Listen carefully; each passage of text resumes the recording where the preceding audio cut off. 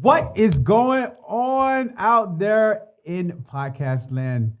This is 3Gen LA, formerly known as the LA Mentors. I am Lawrence. I am Joel. I am Cornelius. And we are here today to hear Cornelius' story. I'm excited. I'm excited about this too. I've known Cornelius for a little bit, but I haven't gotten into like the nitty gritty of his story, so I'm excited to hear it. Everybody brought an overnight bag. There's gonna be a 3-part. I've heard bits and pieces of it, you know, so I'm excited to hear about it again. But just for our listeners out there, I'm gonna dig deep. But let me know if I'm being disrespectful and say, okay, Lawrence, you Cut him off. chain right now. Okay. You're getting nosy because I don't mind shutting my Old mouth. folks say I have to bring you a buttonhole, Lord. We'll become our friends. I can't with you. So tell us a little bit about yourself, Cornelius. Where are you from? Well, I'm Cornelius, and I refer to myself as he.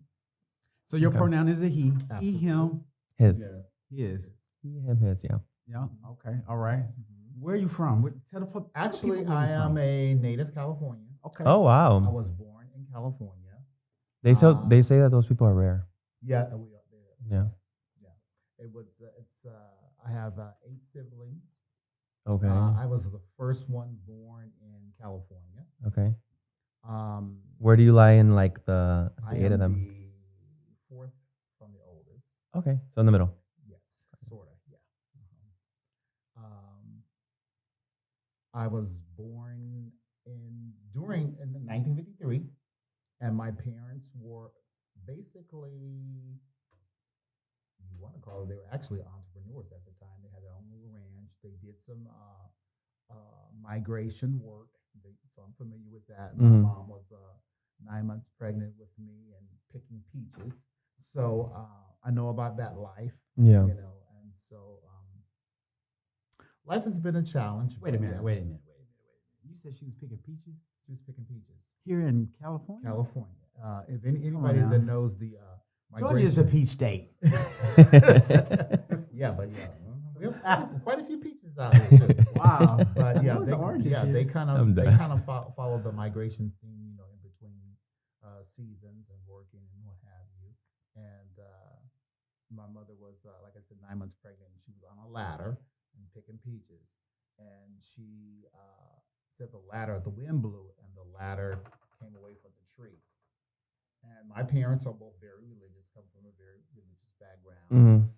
Father's a minister, pastor, that type of thing. And so my mother said when the ladder went away from the tree, she started praying.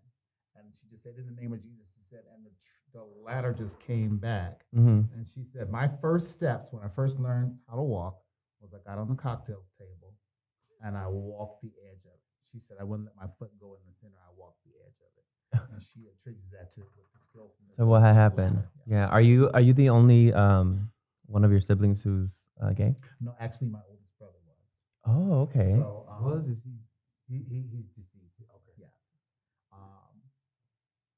Yeah, and I have one other brother by my dad's first marriage. But Mm. yeah, my immediate family. So it was very interesting growing up during that time, and I guess it was, you know, I look from my parents' perspective. You know, they were deep into the church, Yeah. very religious. So I'm guessing you weren't open really much during your childhood. No, and You I, wanna talk and, and about I it? guess I was a late bloomer as far as coming into finding out who I am and embracing that. Yeah. But I remember them dealing with my brother at one point, and then I was in my teens or early 20s, I think, when I really Came out. came out and learned How'd that who I go? was. Oh, that from a family perspective, that was something else Yeah. because in those days we used to have these what our family called family forums. So if somebody was not doing the right thing or Uh-huh. disgracing the family or doing something they weren't supposed to do, Mm. we'd have these family forums. Which are what though? It's a gathering, and you're in it. Like a meeting. Yes, and you are the topic, and we're going to discuss this. You're the topic of That's discussion. crazy. Yeah, topic of the discussion. It's kind of like what do they call those things? Oh God, I can't think of the word. Preventive measures of Preventative measure. yeah. So Intervention. interventions. They were having yes, an intervention. absolutely. That's what it was. And so with everybody present. with everybody present. I think the only one that wasn't present during that time was my sister, who is now deceased, but she had gotten married and she was living with her husband. I think she was the only one that wasn't there. I have a brother that's right under me that for a long time we didn't have a good Mm-hmm. relationship. My oldest brother that was gay, we had a working relationship. It was like a little civil rivalry there, and I think it was due to again to the time and generations that we came up, doing. Yeah. I became more freely with mine, but still very, very Guarded. So it came up in a forum for the first Came in time? the forum, yes. So my brother that's right under me and my sister that's right over me, they got together Uh-huh. and they found out I had moved with my oldest brother. I mean, I had moved with my brother who was gay and his lover. Okay. And this guy had met, they found out about it. So anyway, they went behind my back and it was telling my parents. And my dad, Well, but what did that have to do with you? So your older brother was living with his partner, yeah. and so just by association, they felt like you were the same? Yeah, well, not only that, but we had my other brother younger than me and my sister were reporting back on things they thought they knew. They didn't really know, but the things they thought they knew. They just had a sense of So it. they went back and they told my dad and my mom, and I remember my dad was his health was really failing him, and he had a series of heart attacks, and we even got blamed for that. But Oh my God. anyway, it was Lord. really deep. So they had this forum, and I won't say I was a deer in headlights, but I didn't. You didn't see it coming. I didn't think they were going to come out that strong. Yeah. And they did, and every member had something to say about it, and it was all negative. And I remember, I can't remember who it was, but someone said that was part of the reason why my father was sick, because he had these two, children that were this way. And that's the difference between the generations. Yeah. My brother was taking it, and I looked over to him and I said, you know what? I said, if you want to stay here and be humiliated, that's your choice. But I'm going to leave. I said, because we have never discussed anybody else's sexuality, whatever they were doing at the time, and nobody's been, we've not talked about anybody intimately like that. So they didn't have a you're forum not with him prior to you? No. So gotcha. So it really was like it all Yes, fell on you. Yeah, so it was there. And so he stayed through, but I got up and I left. Yeah. And So question, sorry, because I want to get into detail. They had a forum about you in front of him, but never knew about him. no, they knew about him. They knew about him. There were things that they knew about him that I didn't know. Yeah. Certain incidents and things that had transpired in his life that I didn't know. And but at some point I learned about him. Yeah. So I knew where this was going, and I knew that was not. That's so sad. I don't think that people understand. Like, I can't even imagine that would be a very traumatic experience for me. It was, and to see them do a 360 turn. Yeah. After that, when they realized how traumatic it was. Yeah. They came full circle, and even to where my father let one of my brother's lovers move in. Okay. And that was like really deep, and especially during those days and those times. And I think, and I put myself in their place, what they must have been going through with the church, having this and that to say. Which is really big of you. Yeah, everybody has to grow. You have to, come to an understanding that. And my dad said it best. I think one time he was preaching a sermon. He said, we don't choose to come here a certain way. It's like he didn't use the term bungee jump, but it's like it's like a bungee jump, and you have to deal with the cards that you've been dealt with. And so he says, who is to say that a person can't be born, and the term was homosexual during that time, wasn't it? Gay is, thing. He said, so if a person can be born with a limp arm or a short foot or whatever, they can be born with that, and that's their intrinsic nature. That's who they are. Which is a really good point because, like people think when you say you're born that way, they think it's like a science thing. You know what I Yeah. mean? Like you're literally not born gay. Yeah.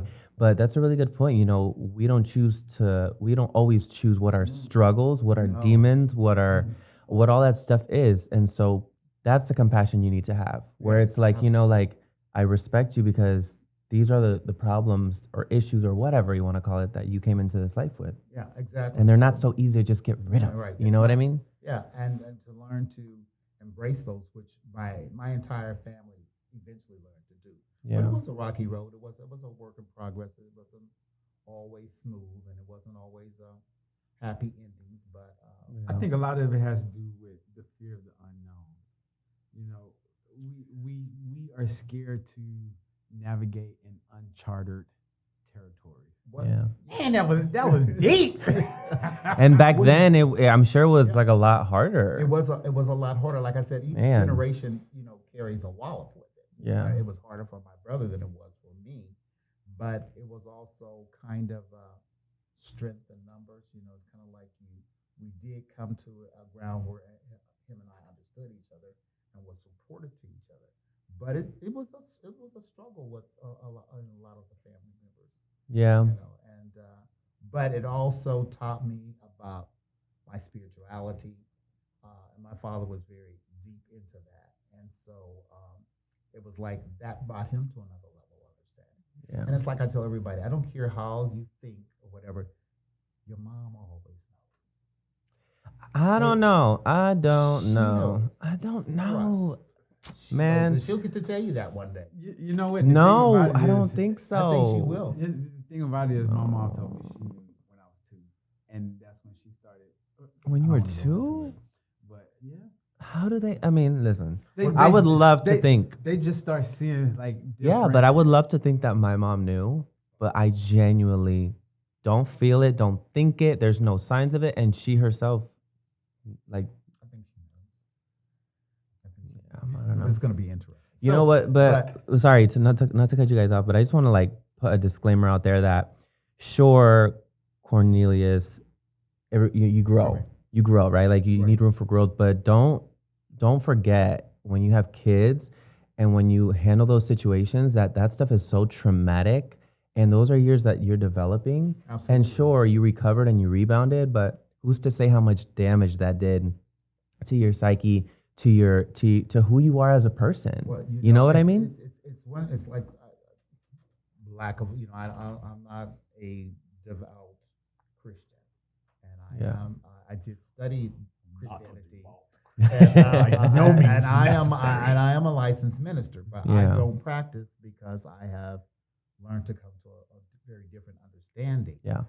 But But then too, you gotta understand that you gotta understand this is 50s, 60s, 70s we're talking about, where that stuff is not talked about. Like I know. I just hate the narrative that, when people bring up their issues, it's like it'll get better. And it's just like, well, no, like we need to not be having these toxic altercations Right. where a mother or a father are literally like, it just You know? it is an opportunity yeah. in all those experiences. Well, it's like you kicked me, so the journey on my way up is going to be inspiring and great, and I'm going to recover, and it's going to be like, great, I learned from my past, but I don't need to be kicked to begin with, and not by my mom or my dad. I'm also going to learn why you kicked me. But you still I'm kicked gonna- me. And I'm going to learn why I didn't like it that you kicked me. But I'm also going to learn to forgive and move on. And Yeah. that comes to a point sometimes, even if your family doesn't understand, that you get comfortable enough within yourself and within your spirit to keep moving. Yeah, because you gotta truly understand that everybody's different. Absolutely. And know, like I put out there, perception is everything. Yeah. The way we as parents, when we have a kid, we already see in mind what we want this kid to go, what we want it to do, how we want it to be. And then as they grow, we start seeing, okay, that shit's not gonna work out. Yeah. You know what I'm saying? But how do you handle it? But see, that's what I'm saying. It's different for his generation than it was for me. So when I saw, like, when my kids started growing and I had all these other plans for them and I saw that they were moving in a different direction, Yeah. I was in a space because of who I am. I understood, okay, only thing I need to do is nurture their interest. You see what I'm saying? but that generation didn't know that. I mean, but I don't think it's a generation thing because I think that still to this day, people are handling these situations really incorrectly. And they're at a point where a person is developing and growing, and the people who are supposed to love you are hurting you the most. That creates a lot of toxic. Needs to grow. Parents and everybody. I'm mad. You know, it's like I'm mad. My mother told me one time we were talking, and she had 9 children, and I said, and she knew each one of us from an intimate, because you were in her womb. Perspective. Yeah. And maybe what one couldn't take, the other one could, but she knew them at that point, and she was willing to be there for them at whatever point, wherever you were in life. And I think, for me, I think I've had the best 2 parents in the world. And I feel the same. Yeah, right. And I think, we all feel that way. Yeah. And I think we don't. I had the best one. But go ahead. Yeah. But I saw them grow. I saw them grow, and I saw them practice what they preached. And so it turned the whole thing around. And a lot of people don't have that understanding. But that's what made me internally grow too. And I was always trying to be as my nature, I am the patriarch of the family. Even with when my father on his deathbed, he asked me, he said, "Would you promise me one thing?" And I said, "What's that?" And he said, "Would you promise to take care of all your sisters and brothers and your mother?" Well, my brother was living at the time. He was older than me, but he didn't put that on him. I just told somebody the other day my baby sister turned 50, so I guess I'm finished. You're not. Sorry. But it's so interesting, and things just come and give you confirmation.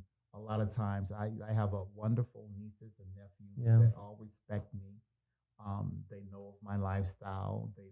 And I told them I didn't want anybody to ever get in a confrontation about me. Just let it go. Let it die out. Yeah. And it's really funny because I heard from one of my students who I used to teach over at Charles Drew University back in the day, and he's got to be in his 30s, almost 40s. And he saw me on Facebook, and he wrote me the other day, and he said, when I saw you on Facebook, he said, my heart literally just leaped out of my chest. Now, he's got 2 beautiful young boys. I haven't got the storyline on it in a whole bit. But we were talking. He said, it's been such a long time. And he saw my picture. He said, you still look good. And I said, I see you still have that smile. And he said, I just wanted to say, he said that when I walk in a room, when I command my attention, you were my template. Wow. And I thought that was so deep. Yeah. He said, the way I carry myself, he said, I learned so much from you. You were the perfect role model for me. Yeah. And that's deep. It was really deep. And then the next day, another neighbor came by, a friend of the family's, and he goes, he said, my son just turned 30. And we've been knowing these kids since they were little. Yeah. And he says, my son just turned 30. He says, and I told him and his girlfriend, they just moved in together. He said, I told them that whatever they need, he told my son, I told my son, whatever you need, I'm here for you. And I said, that's beautiful. I said, that's the way dad should be. He said, I learned that from you. Yeah.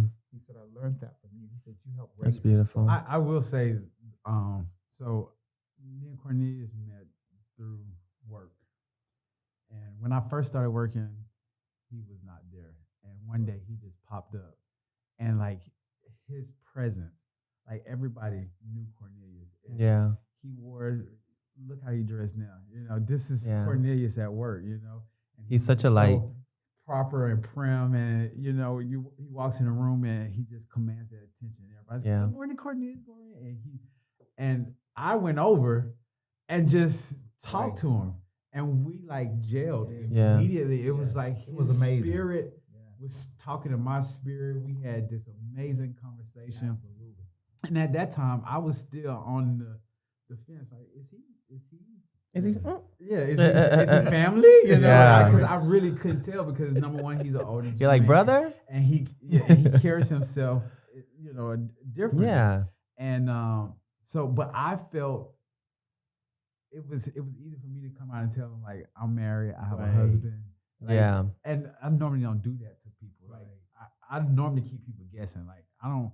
It's none of your business. Yeah, you know what I'm that's saying? amazing. You've come full circle. So Yeah, but with him it was so I can see that loving spirit that he does have. And, yeah. you know, I try to keep developing it. You know, I don't let it become complacent. So you feel like growth is forever. It is. Yeah. It really is. you learn something new every day. Yeah. You know, and Have to. my prayer used to be at night is let me understand and love myself more tomorrow than I do today. Yeah. You know, let me learn more about me. And so now I am learning that. And it was a beautiful thing. When I met Lawrence, it was a beautiful thing. It was like, Yeah. damn. I was hoping. I didn't feel that he was, but I didn't know. But one of the things that he said to me, and it really hit home to me, he was telling me about his mother. And he said, that's my queen. Yeah. That's right. And when he said that, I said, I love him forever because, you know, we get to that point where we take care of our mothers. That's one of the things we do. And that was Yeah. So like similar to my story, you know, and this is why I get so emotional about it. It's because it's unnecessary. I get it. It makes you and builds you into like a bigger, stronger person. But it's good to see it from where you are because we've experienced essentially the same thing, right? Exactly. But to see that you can come to that place where you're a minister, but have been able to come to acceptance with your faith and, you know, respecting your parents and, you know, being your authentic, true self. That's the goal, right? And that was one of the things why I departed with religion. Yeah. It's because I dove into it and I studied. And I mean, I studied. Yeah. And went back and forth. And I said, this doesn't make sense. Yeah. You know, this is too much. And I remember my dad telling me one time, he said, you know, there's two sides. He said, I've shown you one side. He said, but always keep an open mind. Always keep an open mind. He said, because I've changed my views over a lifetime. He said, so just keep on. He said, Yeah, that's so deep. From your father? Yeah, my father said that. That's Yeah. I'm getting chills. And Yeah, he no, that said, would be you know, like it's a gem, you know? Yeah, and he said, you know, some people are forever learning and never coming to an understanding. And that's what he told me. He said, you know, get wisdom, get knowledge, but above all, get an understanding. Get an understanding of who you are. And that's a great place to like. That's the key to it. Like It is. Yeah. you have to know who you are before you can even. And You know what I'm saying? to Like what you said, you gotta love yourself. before you. Can Come love on, coming back to anybody that. else. And that's a great place to end it. It is. It's With a that great being said, place. you guys can follow us on all social media platforms. We are 3Gen LA. We are back. We are bigger. We are better. We're coming to educate. We're coming to demonstrate. We're coming to motivate, participate, illuminate.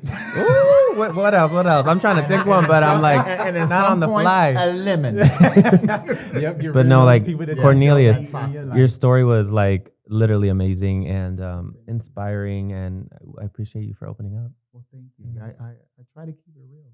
Yeah, Keeping it real is all you can do. and we keep it real here on 3Gen LA. So join us in the next conversation, people. Yeah, we'll see you guys later. Hey, remember what I say. You gotta love yourself before you can love anybody else. Facts. And with that being said, we are out. See you next week. Bye.